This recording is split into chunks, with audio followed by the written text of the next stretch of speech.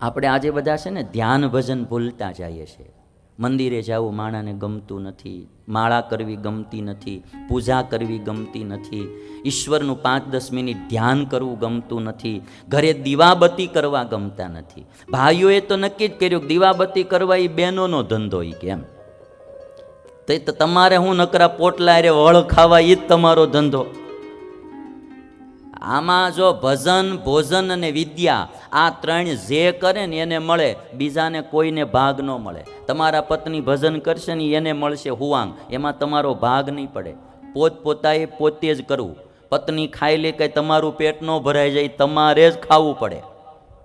હા, ભજન કરવું જોઈએ. સ્વામિનારાયણ ભગવાન માંગરોળમાં હતા. તમને એક બે વાત કહું. માંગરોળમાં સ્વામિનારાયણ ભગવાન મૂળચંદ શેઠને અહીંયા જમવા જતા હતા.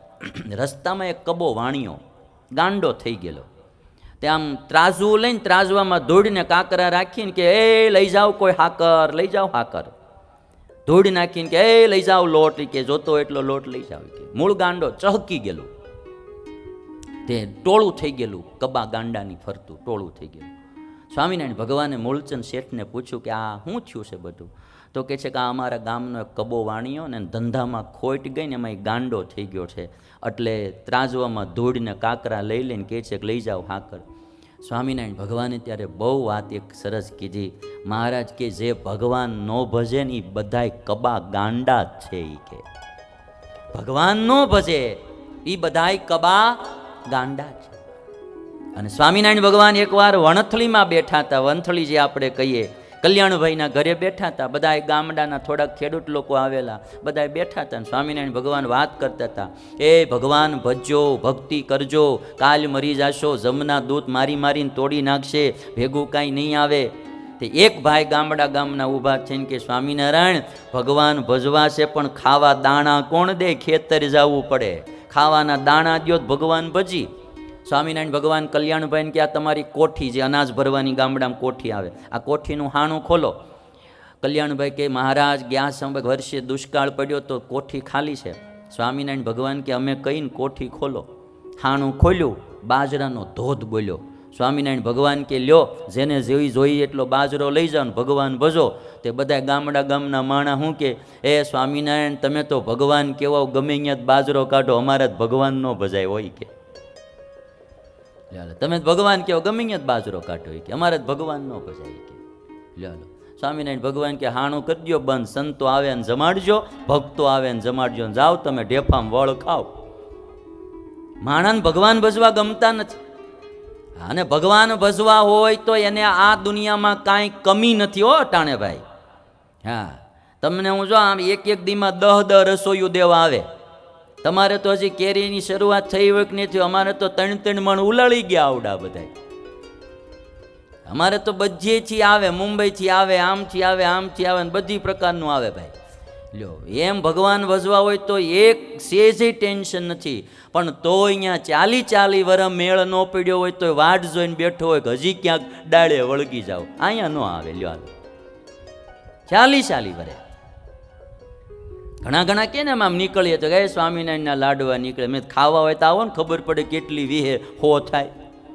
5 દી રેત ગગા કે છે અહીંયા જોજે લે હાલે. અને તો અહીં કાંઈ હાલ નહીં. અમારે એક કોઈ સાધુને પૂછો તેલના શું ભાવ એને નહીં ખબર હોય, ઘઉંના શું ભાવ હાલે, એને કોઈ ટેન્શન જ ન હોય, કોઈ પ્રકારનું ટેન્શન જ નહીં. પણ તોય તે અહીંયા રહેવું કઠણ પડે. ભગવાન ભજવા એ કઠણ છે ભાઈ. હેજીવાલા ભક્ત થાવ રે ભગવાનના છે જો કઠણ કામ. કોક વીરલા હોય.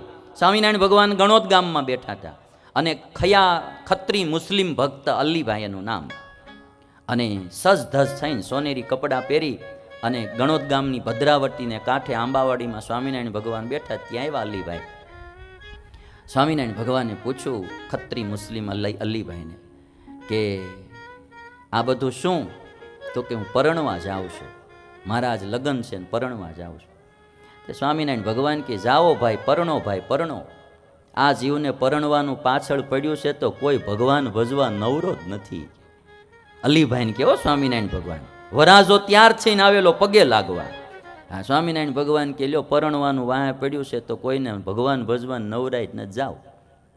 અલ્લીભાઈ તો વૈયા ગયા, પરણીને આવ્યા, દીકરો થયો. દીકરો 18 વર્ષનો થયો અલીભાઈનો.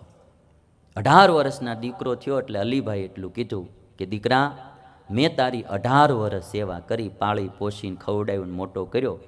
હવે તું 18 વર્ષ મને ખવડાવજે. મેં તને 18 વર્ષ ખવડાવ્યું, 18 વર્ષ તું મને રોટલો દેજે. અને 19મા વર્ષે જો હું જીવતો રહીશ તો હું તું બે ભેગા ખેતર કામ કરવા જાહું કે. બાકી 18 વર્ષ મેં તારું પોષણ કર્યું, 18 વર્ષ તું કરજે.